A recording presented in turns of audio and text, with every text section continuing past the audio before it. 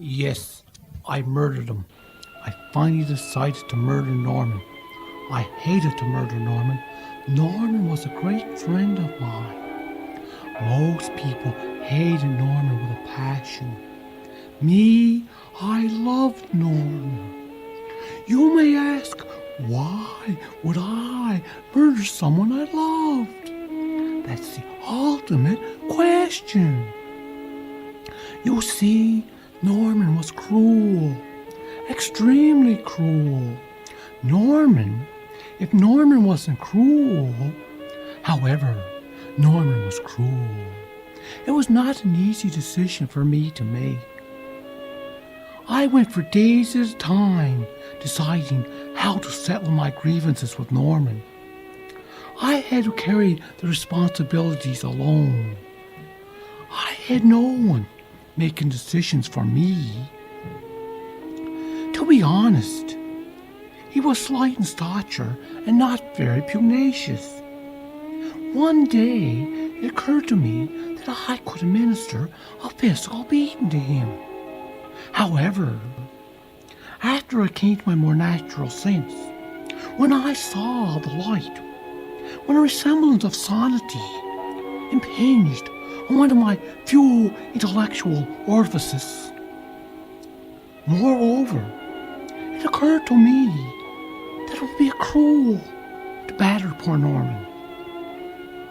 I did not have the heart to administer a beating to this fragile, sickly, distraught bloke.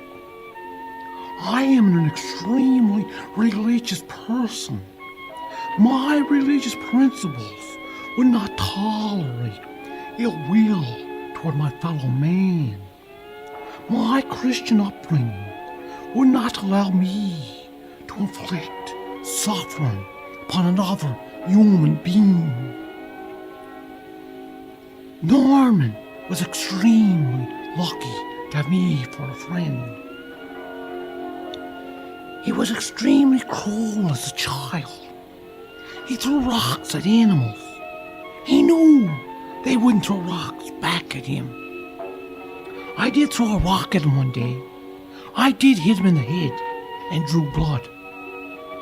However, I didn't want to be forced into this rock-throwing nightmare. I become annoyed at Norman, thinking that he was causing me problems. He did stop throwing rocks after that episode. However, I should not have to throw rock weapons at someone to convince them that tossing rocks is a dangerous activity. I became enraged when I think of that miserable, goddamn, rotten, driveling scoundrel, Norman, forcing me to hurl many missiles at him in the schoolyard. Plus, I was standing only a short distance away from the principal. You can witness the problem, the grief that he created for me.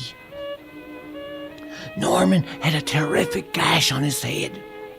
I mentioned to him the fact that it was his own fault that he suffered the head injury. He had no one else to blame but himself. I must admit that I carried a sprinkling of compassion for Norman. In all justice, he did relinquish his rock-throwing activity. However, I do not want to convey the wrong impression to you. His behavior was far from saintly. I certainly couldn't help but look down at Norman, especially the poor guy's lack of spiritual upbringing. You understand the fact that he never experienced the opportunity, like I did, to grow up in a loving and nourishing Christian environment. I do not endeavor to credit myself with an overly critical assessment of his behavioral transgressions.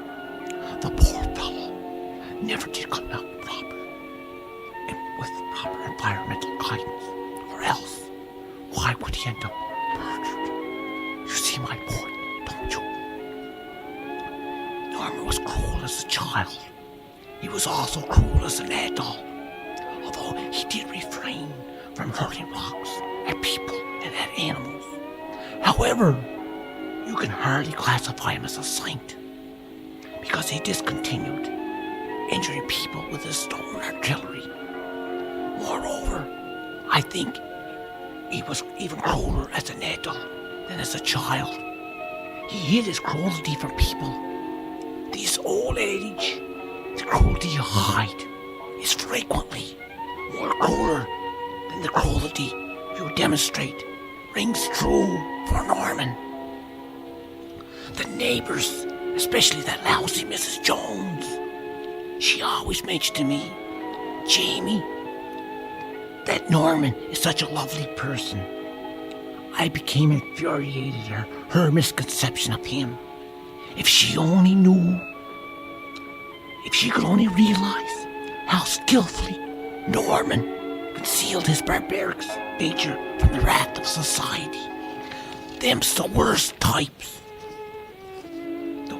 The ones that society considers as normal. Society just can't detect their wickedness the way that I can. I did Norman a favor.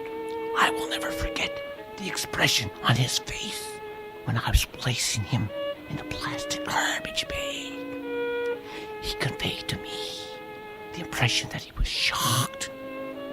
He did not embody the philosophical intelligence to understand that my motives for withdrawing him from this world transcended the personal realm.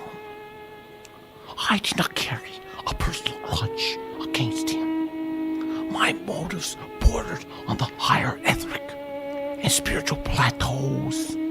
My intentions, needless to say, were heroic. I will never forget the frightened look on his face. He couldn't fathom why he was undergoing this treatment.